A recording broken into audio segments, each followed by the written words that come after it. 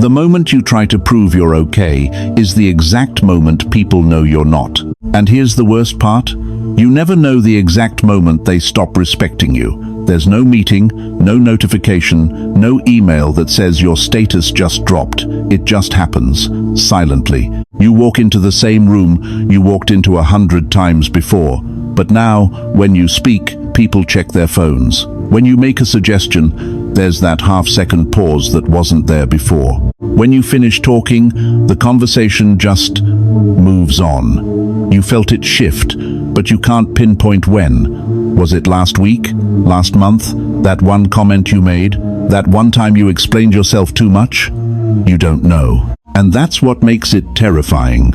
If you've ever had that sinking feeling that people treat you differently now, that something shifted and you can't figure out what you did, this video is for you. Don't like this for me. Like it so the algorithm shows this to people who are bleeding power and don't even realize it. And if you want to learn how to hold your position without forcing it, subscribe. Because this channel focuses on one thing only: real status, not the fake kind. The kind that people feel before you even open your mouth. Let me tell you something about how the world actually works.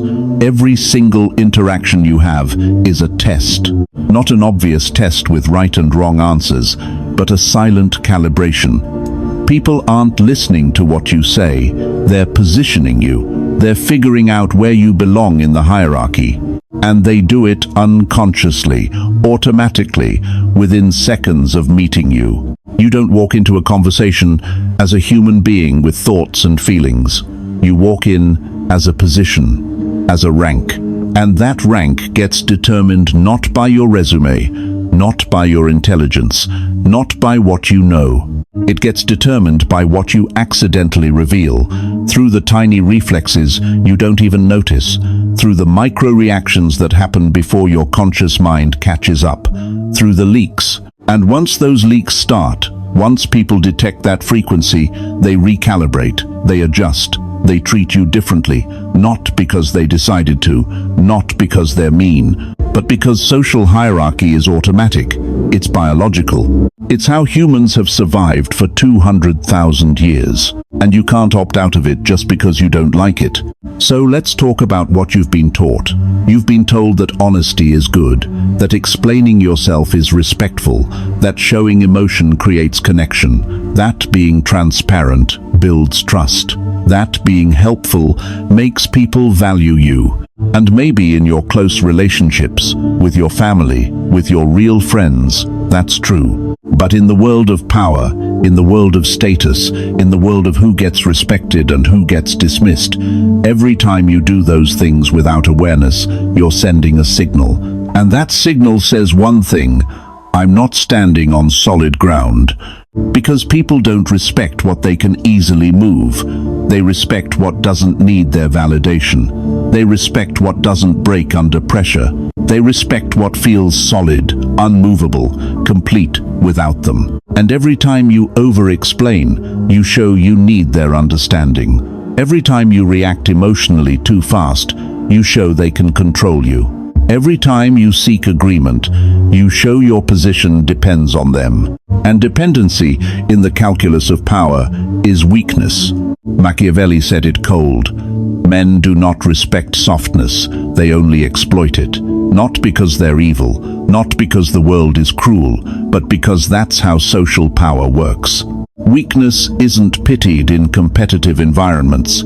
It's used, it's leveraged, it's taken advantage of. And the moment people sense you're weak, even if they like you, even if they're your friends, they adjust their behavior. They stop asking for your opinion. They stop taking your suggestions seriously.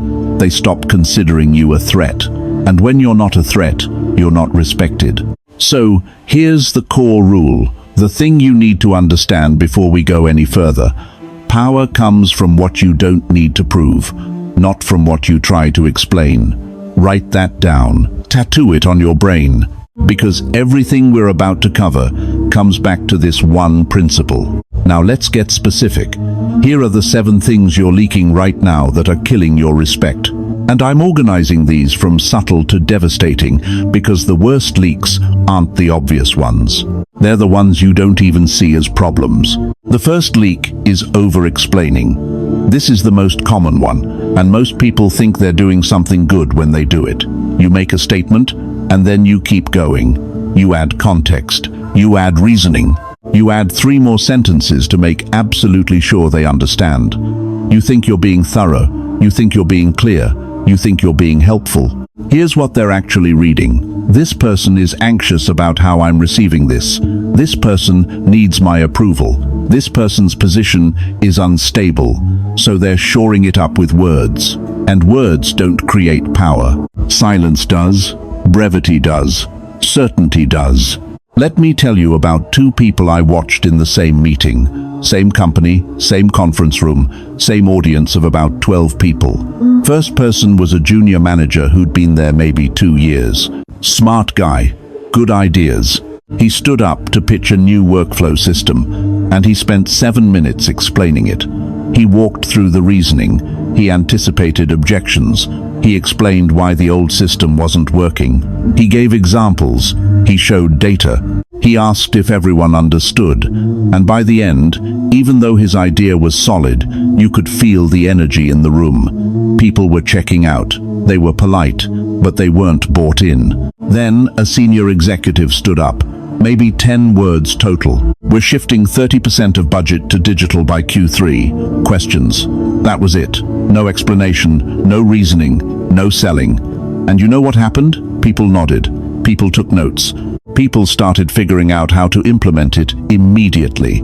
Same room, same audience, completely different energy. The junior manager leaked uncertainty through volume of words. The executive held position through brevity, because explanation is an attempt to control someone else's perception. And when you try to control their perception, you reveal that you're worried about it. And worry reads as low status, every single time. The second leak is reacting emotionally too fast. And this one's biological, so pay attention. The faster you react emotionally, the less control you have.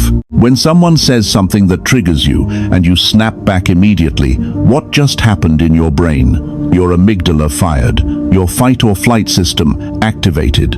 Your prefrontal cortex, the part that thinks strategically, didn't even get consulted. You went straight to survival mode. And survival mode is low status behavior. Because survival mode means you're threatened. It means you're not safe. It means someone else has the power to move you emotionally, and you just proved it by reacting. High-status people have a gap. There's space between what happens and how they respond. Someone insults them, there's a pause. Someone questions their decision. There's a moment of stillness. They're not scrambling to defend. They're choosing whether this is even worth their energy. I saw this play out with a friend of mine named Marcus. He's a designer at a tech company, really talented guy, but he had this problem. Anytime someone criticized his work in a review, he'd jump in before they even finished their sentence. Wait, but the reason I did that was... And he'd spend 5 minutes explaining his choices, getting slightly heated, voice getting a little louder. He thought he was standing up for his work. He thought he was showing passion. But here's what everyone else saw. Someone who could be rattled. Someone whose buttons were visible and easy to push. And over about 6 months, I watched people stop taking his design opinions seriously. Not because his work got worse, but because they learned he was reactive. They learned he operated from a defensive position, and defensive positions don't command respect. Compare that to another designer in the same company, Lauren. Someone would critique her work, and she'd just pause. 2-3 seconds of silence. Then she'd say something like, "Interesting perspective," or "I see it differently, but I'll consider that." No defense, no explanation, just acknowledgement and space. And people treated her like the lead designer, even though she wasn't. Because she couldn't be moved. She responded when she was ready, not when someone pushed her button. The third leak is needing agreement. This one's subtle, but once you see it, you'll notice it everywhere. Watch yourself in your next conversation. Notice how often you check for the nod, the yeah, the Notice how you adjust your words mid-sentence when you don't see it. Notice the little qualifiers you add when you sense hesitation. I mean, I think, maybe, kind of. Does that make sense? Every single one of those is a micro check-in. You're scanning their face for approval, and every scan is a leak. Because here's what it broadcasts. My position is only stable if you agree with me. I need you to validate what I just said so I can feel secure about it. My status depends on your reaction. Now, compare that to someone who says what they think and just waits. They don't check your face every 3 seconds. They don't modify their statement when they see skepticism. They said it. It stands. You can agree or not. Their position doesn't change based on your response. That's not arrogance. That's not being a jerk. That's centeredness. And people feel the difference in their bodies. One person feels stable. One person feels like they're asking for permission. And you can't respect someone who's asking for permission to have their own opinion. The fourth leak is oversharing your struggles. Now, I need to separate two things here because people confuse them. Vulnerability and weakness. Vulnerability is choosing to share something real from a place of strength. Weakness is needing to share because you're drowning and you're looking for someone to validate your experience. When you constantly talk about how hard things are, how stressed you are, how overwhelmed you feel, how you didn't sleep, how you have so much going on, you think you're being authentic. You think you're building connection. You think people will respect you for being real. But here's what actually happens. You're installing yourself in their mind as someone who's struggling. You're making that your identity. And struggle is not a high-status identity. Status goes to people who look like they're handling it, even if they're not. Even if behind closed doors, they're barely keeping it together. The ones who keep that private, who don't broadcast their stress state to everyone around them, those are the ones who maintain respect. Let me give you two people going through the exact same situation. Both are dealing with a brutal project deadline, working late, stressed out, not sleeping much. Person A talks about it constantly. Every conversation is an update on how hard it is. Oh my God, I'm so slammed. I was here till midnight. I have 3 more presentations to finish. I'm running on 4 hours of sleep.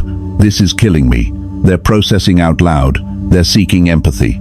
Person B mentions it once when directly asked, "Yeah, it's a heavy week. I'll be glad when Thursday's done." Then they redirect to something else. They're handling it privately. They're not using other people as emotional processing units.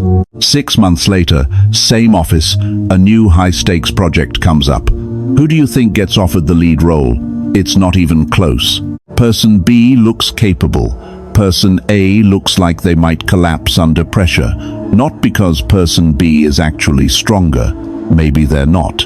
Maybe they went home and cried every night. But they didn't leak their struggle state to the entire office. They kept their position clean. The fifth leak is trying to look busy.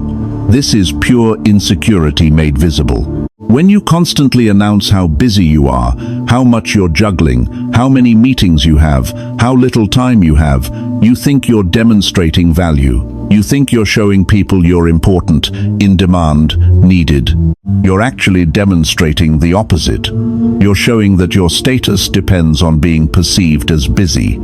And that dependency is the leak. Because people with real control over their time don't announce it. They just show up or don't. They respond or don't. Their capacity is assumed, not advertised. There's a guy I knew named David who worked in finance. Every single time you asked him anything, his response started with how busy he was. "Man, I've got back-to-back meetings today. I'm absolutely slammed, barely have time to eat. But yeah, what's up?" Every single time. He thought he was signaling value. He thought he was showing people he was important. But here's what everyone actually thought. This guy needs me to know he's busy because his sense of importance depends on it. And over time, when people needed something actually important done, they stopped going to David. because he'd already told them he was too busy. He'd announced he was at capacity, so they'd go to someone else, someone who just said, "Yeah, I can handle that," without the preamble. High-status people are selective with their time, but they don't advertise it. Watch how they respond when asked to do something. They don't explain their schedule, they don't list everything they're juggling, they just state their availability. "I can do Thursday at 2. That's it. No performance. No proof of busyness. Just a simple statement of when they're available. Now, stop for a second, because I need to tell you something critical that reframes everything we've talked about so far. You're not losing power because you're weak. You're losing power because you're accidentally showing people that you're weak. And there's a massive difference between those two things. Plenty of strong people leak weakness and get treated accordingly. Plenty of average people hold their frame and command respect beyond what they've actually earned. Because here's the truth.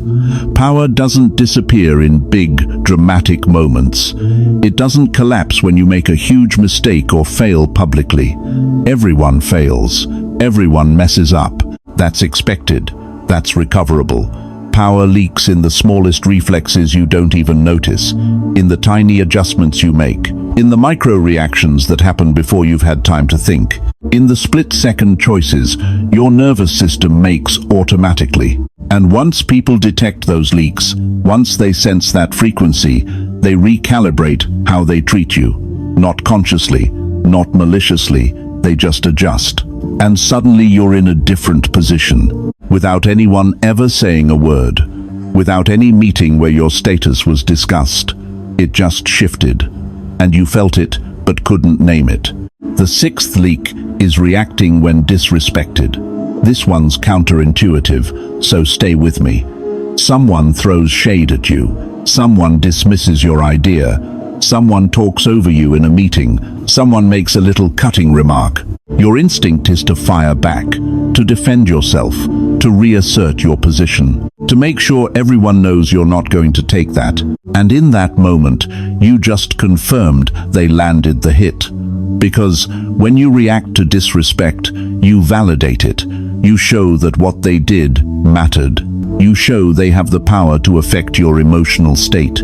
You show that respect is something you have to fight for, which means you're coming from a position where it's in question. People with real status don't react to disrespect, not because they're saints, not because they're above it, but because reacting would be confirming the challenge. When someone takes a shot at you and you don't even flinch, you leave them hanging. They threw a punch and hit air. Now they look like they're fighting with someone who isn't fighting back, which makes them look weak, not you. I watched this happen in a meeting once. Someone said to a senior leader, "That strategy seems pretty risky, maybe even reckless." It was a direct challenge, kind of aggressive, said in front of maybe 8 people. And the room got quiet because everyone wanted to see how he'd react. And he just looked at the guy for about 2 seconds. Didn't smile, didn't frown, just looked at him. Then he turned to someone else and said, "Anyway, on the budget side," and kept going. Didn't address it, didn't defend, didn't even acknowledge it was a challenge. And you know what happened? The guy who made the comment looked small, because he'd tried to start something and got nothing back. The leader's status actually went up because he was so unmoved by it. The disrespect bounced off. And everyone in that room recalibrated who had power. That's what I mean by not reacting. It's not about being passive. It's about not confirming that someone's challenge has weight. If you don't react, the challenge has nowhere to go. It just evaporates. But the second you defend yourself, you've agreed to play on their terms, which means they set the frame, and whoever sets the frame has the power. The seventh leak is the most dangerous, so I saved it for last. This is the one that kills power from the inside out. This is trying to be likable. And before you dismiss this, hear me out, because this is the one almost everyone gets wrong. You're always smiling, always agreeable, always quick to say yes, always the one who smooths things over, always the one who makes sure everyone's comfortable, always the one who laughs at everyone's jokes, always accommodating, always pleasant. You think you're building relationships. You think you're being a good colleague, a good friend, a good person. And maybe you are all those things. But here's what you're also doing. You're making yourself completely safe. You're removing all edge. You're becoming predictable.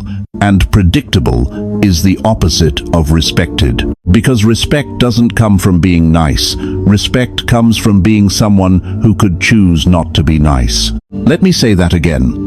Respect requires the sense that you could be difficult, that you could say no, that you could push back, that you have standards, and if someone violates them, there will be consequences. When you're always pleasant, always yielding, always making things smooth for everyone else, you remove that element. You become someone people don't have to consider, because they already know. You'll adjust, you'll accommodate, you'll make it work. Here's the equation, and it's brutal but it's true. Too likable equals not dangerous. Not dangerous equals not respected. Look at the people with the most respect in any organization. They're not mean, but they're also not trying to make everyone happy. They have boundaries, they have standards, they can be disagreeable when something matters, they can create friction, and people respect them for it. There was a woman I worked with named Jennifer, who was insanely likable. Everyone loved her. She was warm, funny, always helpful, always said yes to extra projects. And for 3 years, she watched people with half her talent get promoted past her. And she couldn't figure out why. She did everything right. She was a team player. She was positive. She worked hard. Then one day she snapped. Someone asked her to stay late to fix their mistake for the 3rd time that week, and she just said, "No. That's your responsibility, not mine." No smile, no softening it, just a flat no. And she said the person looked shocked, like they'd never seen that side of her. But here's what happened over the next 6 months. People started treating her differently. They stopped dumping work on her. They started asking her opinion in meetings. They stopped talking over her. And within a year, she got promoted. She didn't become mean. She didn't become cold. She just stopped being infinitely accommodating. She added an edge. And that edge is what gave her respect. Because now people had to consider her. Now there was a possibility she might say no, might push back, might create friction. And that possibility, that hint of danger, completely changed how people positioned her. So let me show you what this looks like in practice. Same situation, 2 different responses. Someone says to you in a meeting, "That idea seems kind of naive." "Old," you responds immediately. "Oh no, wait, that's not what I meant. What I'm saying is, if you look at the data and consider the timeline and factor in the resource constraints, it actually makes a lot of sense. Because..." And you spend the next 3 minutes re-explaining, trying to prove you're not naive, trying to win back credibility, trying to get them to see you were smart all along. New you does this. You pause. 2 full seconds of silence. You make eye contact. And you say, "You think so?" Then you wait. You don't defend. You don't elaborate. You don't explain. You just hold space and wait for them to either back it up or back down. What just happened there?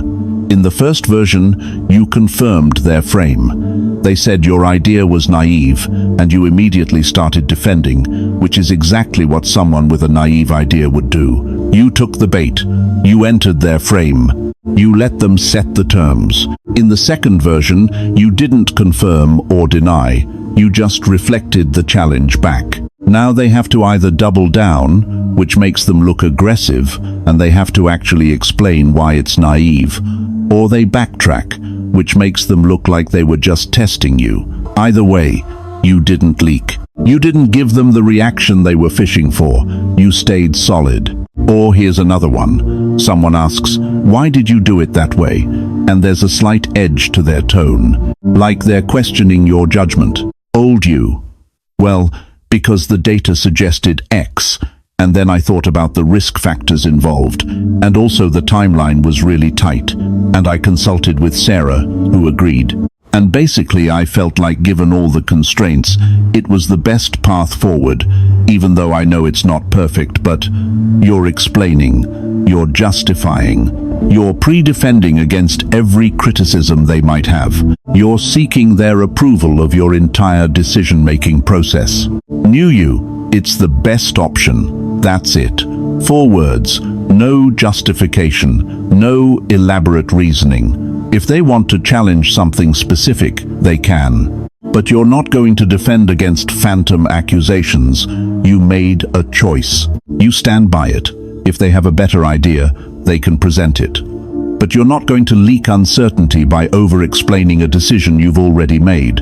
See the difference? One position is stable, the other is shaky, and people can feel which one you're operating from. They might not be able to articulate it. They might not consciously think this person is insecure, but they feel it, and they adjust accordingly. Let's zoom all the way out for a second, because this isn't about communication tactics. This isn't about tricks to manipulate people into thinking you're powerful. This is about something much deeper. This is about which role you're playing in every single interaction you have. Right now, today, you're probably playing the role of someone who needs to be accepted, someone who needs to be understood, someone who needs to prove their worth, justify their choices, explain their decisions, earn their seat at the table. And as long as you're playing that role, you will leak power, because that role is inherently low status. It's the role of someone seeking validation from outside themselves. What I'm talking about is stepping out of that role entirely. Stepping into the role of someone who doesn't need permission to exist. Someone whose value is inherent, not proven. Someone whose position is already established, so they don't have to defend it every time someone questions it. Someone who's so secure in their own frame that other people's approval or disapproval doesn't move them. And here's what's wild. The moment you stop trying to prove you belong, people start assuming you do. The moment you stop explaining yourself, people start accepting your statements at face value. The moment you stop seeking validation, people start offering it, not because you manipulated them, not because you tricked them, but because you changed the fundamental frame of the interaction. You stopped operating from a position that needed their confirmation. And that shift, that subtle, energetic shift, is felt before it's understood. People don't think, oh, this person has high status now. They just feel different around you. They treat you differently. They give you more space. They take you more seriously. They stop testing you. And suddenly, you have power you didn't have before. Not because you gained something, but because you stopped leaking what you already had. So, here's what I want you to do. If you're choosing to speak less, to respond slower, to not need to be understood immediately, to hold your position without defending it every 5 seconds, stay on this channel. Subscribe if you haven't. Because this isn't where we teach you how to be liked. This is where we teach you how to not be dismissed. And there's a massive difference. One makes people feel good around you. The other makes people respect you. And only one of those builds real power. Only one of those changes how you're treated. Only one of those gives you the position you actually want. If that's the game you want to play, you're in the right place.